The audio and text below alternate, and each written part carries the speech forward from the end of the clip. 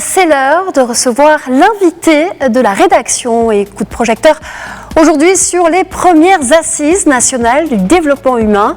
Lors de son discours du 29 juillet dernier, à l'occasion de la fête du trône, le roi Mohamed VI a replacé l'importance de l'homme dans tout processus. Le souverain avait ainsi déclaré que la prise en compte de l'élément humain devait désormais figurer au cœur des stratégies et des politiques publiques en matière de développement du Maroc. Et c'est précisément l'ambition de ces assises qui se tiennent à Sreret.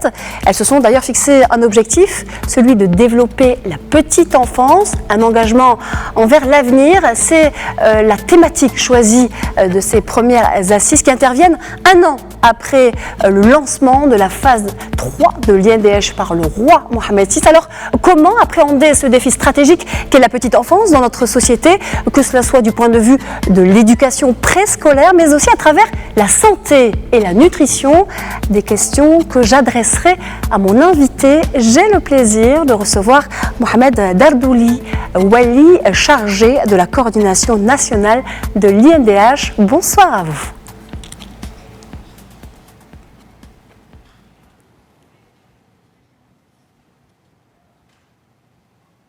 Mohamed Dardouli, est-ce que vous m'entendez? Vous êtes en direct avec nous depuis Rabat.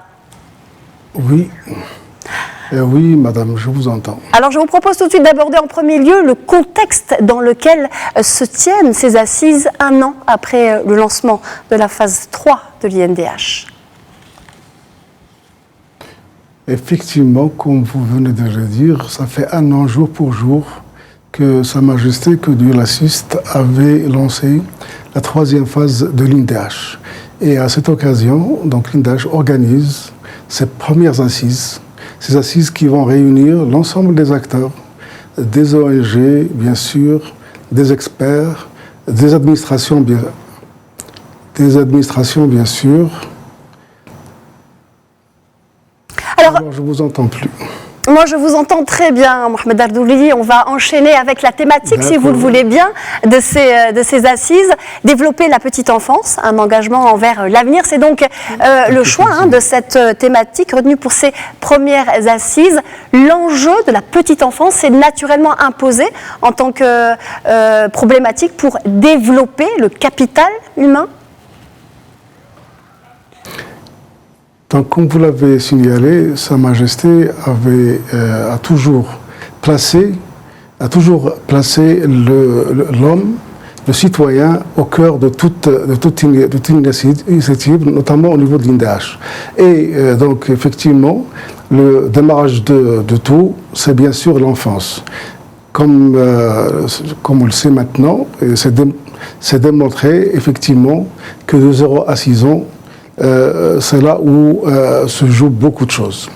Donc, et en matière de santé, en matière de préscolaire, en matière de nutrition, et c'est là, effectivement, que les enfants sont préparés à l'avenir.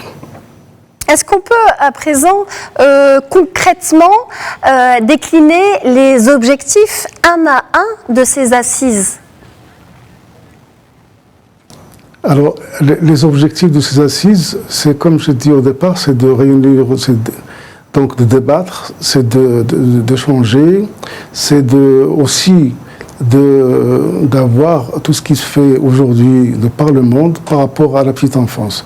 Donc, bien sûr, il va être examiné d'abord la santé de la mère et de l'enfant, parce qu'un enfant qui n'est pas en bonne santé ne peut pas être préscolarisé. Ensuite, bien sûr, il va être examiné l'ensemble bien sûr, tout ce qui va être fait en matière de préscolaire, bien sûr. Et là, aussi, il va être discuté la nutrition, les aspects nutritionnels et les aspects, bien sûr, éducationnels. Alors c'est précisément l'aspect préscolaire qui va être abordé lors de ces 2 jours de ces assises, une première donc dans ce domaine. Est-ce qu'on peut aller un peu plus loin sur les détails, les objectifs précis liés à cet enjeu vital qui est l'éducation préscolaire lors de ces assises ? La généralisation du préscolaire a été décidée, ça fait 1 an. Et aujourd'hui, donc, un gros programme, effectivement, est en cours de mise en œuvre. D'abord, par l'éducation nationale au niveau, bien sûr, des villes et au niveau d'urbain. Et l'INDH s'est chargé, justement, de la mise en œuvre au niveau du rural. Parce que le rural, c'est des douars dispersés, c'est des douars qui sont difficiles d'accès. Donc, et l'objectif final, c'est que par exemple, pour l'INDH, dans les 5 ans à venir, c'est de mettre en place 10 000 unités de préscolaires et aussi réhabiliter 5 000 unités. Et l'ensemble, ça va être minimum 400 000 enfants qui vont être donc concernés, et ces 400 000 enfants au niveau du rural.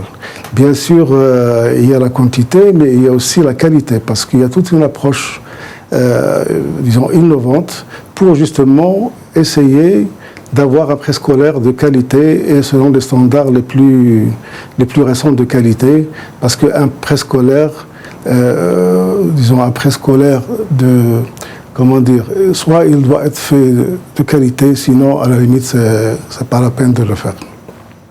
D'accord. Alors pour adhérer au nouveau modèle de développement consacré à l'amélioration des conditions de vie du citoyen, impossible de faire l'impasse sur le volet santé et nutrition également. Est-ce qu'on peut développer ces deux aspects ?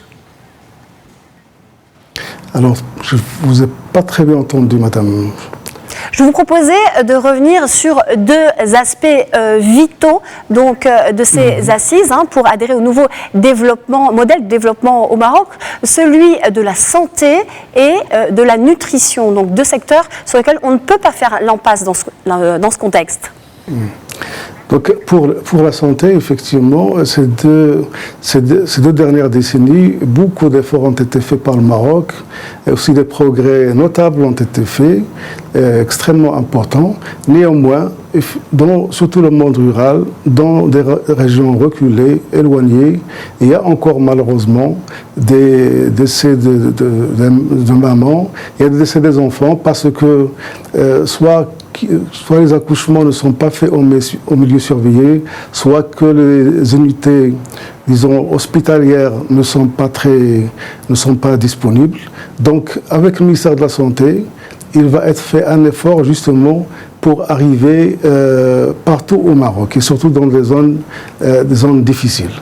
Et au niveau de la nutrition, malheureusement, malgré aussi beaucoup d'efforts faits, aujourd'hui, on a encore des enfants qui sont malnutris, c'est-à-dire qui souffrent de ce qu'on appelle le retard de croissance. Retard de croissance, c'est-à-dire de façon plus claire, c'est des enfants qui ont des tailles et poids insuffisants.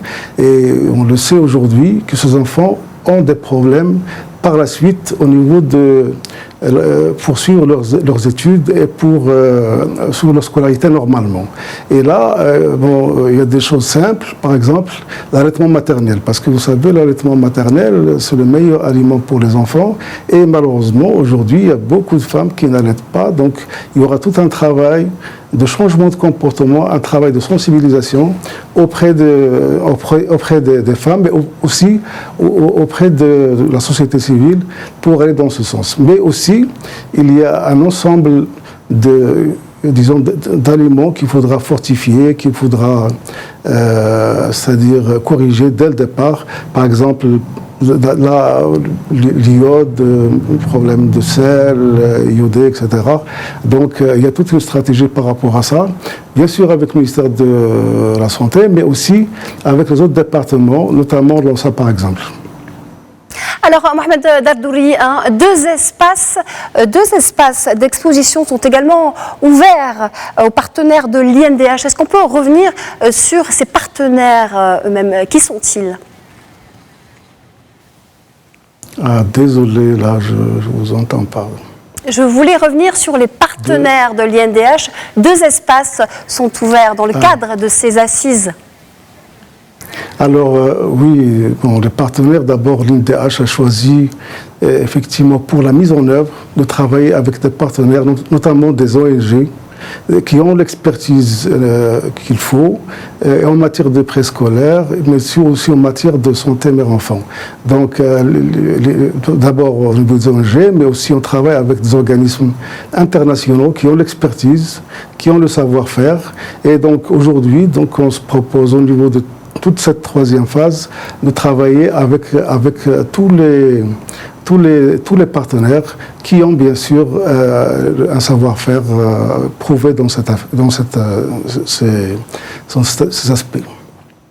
Un dernier mot, peut-être, Mohamed Dardouri, si vous le voulez bien, sur l'initiative du hackathon lui-même, le hackathon. Donc le hackathon, c'est un concours d'idées. Donc c'est quand même une innovation de l'INDH. Donc il y a eu un appel donc effectivement à l'ensemble des jeunes à travers le royaume pour proposer des idées, des solutions aux problèmes relatifs à la nutrition, relatifs à la santé mère-enfant, relatifs au préscolaire. Et aujourd'hui, donc, il y a eu donc des projets au niveau de toutes les régions. Aujourd'hui, c'était la finale, c'est-à-dire les 12 régions ont présenté chacune une équipe. Donc il y a eu effectivement ce concours aujourd'hui et en principe ce soir on saura exactement les équipes qui ont gagné. Et là je peux vous dire que c'était une opération extrêmement intéressante parce que moi personnellement j'étais agréablement surpris de voir combien nos jeunes regorgent d'idées et combien nos jeunes ont parce que toutes ces idées-là peuvent être transformées en start-up, en entreprise et qui vont aider par la suite à résoudre et à trouver des solutions à nos problèmes. Voilà, ce sera le mot de la fin. Mohamed Dardouri, merci infiniment pour cet éclairage sur ces toutes premières assises donc, de l'INDH. Je rappelle que vous êtes Wali chargé de la coordination nationale de l'INDH.